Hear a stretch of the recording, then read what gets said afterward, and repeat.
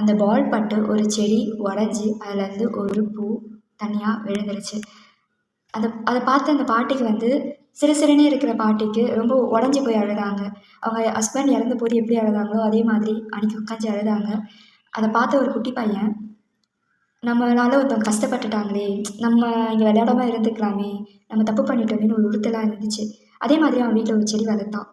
அதில் வர ஒவ்வொரு பூவையும் அந்த பாட்டி வாசல் முன்னாடி எடுத்துகிட்டு போய் வைக்கிறான். அந்த பாட்டி கதவு ஓப்பன் பண்ணி பார்க்கும்போதுலாம் ஒரு பூ இருக்குமா. கொஞ்ச நாளாக அந்த விஷயம் நடந்துகிட்டே இருக்கும்பொழுது அந்த பாட்டிக்கு ஒரு நம்பிக்கை வந்திருக்கு, என் கணவர் என் கூட தான் இருக்காரு அப்படின்னு சொல்லிட்டு. அதுக்கப்புறம் அந்த பாட்டி ஒரு நம்பிக்கையாக வாழ்க்கையை அந்த செடிகளோட இயற்கையோட நிம்மதியாகவும் கழிச்சாங்க. எல்லா மேலேயும் சிறு சிறுன்னு இருக்கிறவங்க என் கூட தான் என் கணவர் இருக்காரு, எனக்கு வேறு என்ன வேணும் அப்படின்னு சொல்லிட்டு சந்தோஷத்தில் வாழ்ந்தாங்க. கொஞ்ச நாள் போக அந்த பையன் நல்லா படித்து செட்டில் ஆகி வெளிநாட்டுக்கும் போயிட்டான். வெளிநாட்டுக்கு போயிட்டு அந்த பாட்டியோட நினைப்பு கொஞ்சம் இருந்துச்சு. ஒரு நாள் அந்த பையன் வெளிநாட்டிலேருந்து ரிட்டன் வரான். அவன் சொந்த ஊருக்கு வரும்பொழுது ஒரு அந்த பூவையே அந்த உடச்சால அந்த பொக்கேவா அந்த பாட்டியை பார்க்கலான்னு எடுத்துகிட்டு வரான். அவன் அந்த பொக்கையை எடுத்துகிட்டு வரும்பொழுது நிறைய ஏக்கத்தோட பாட்டியை பார்க்க போகிறோம், இன்றைக்கி இந்த பூவை மொத்த பூவையும் அவங்களுக்கு கொடுக்க போகிறேன்ட்டு வரும்பொழுது அவங்க இல்லை, இறந்துட்டாங்க. அவங்களோட ஸ்டாச்சு மட்டும்தான் அங்கே இருந்துச்சு.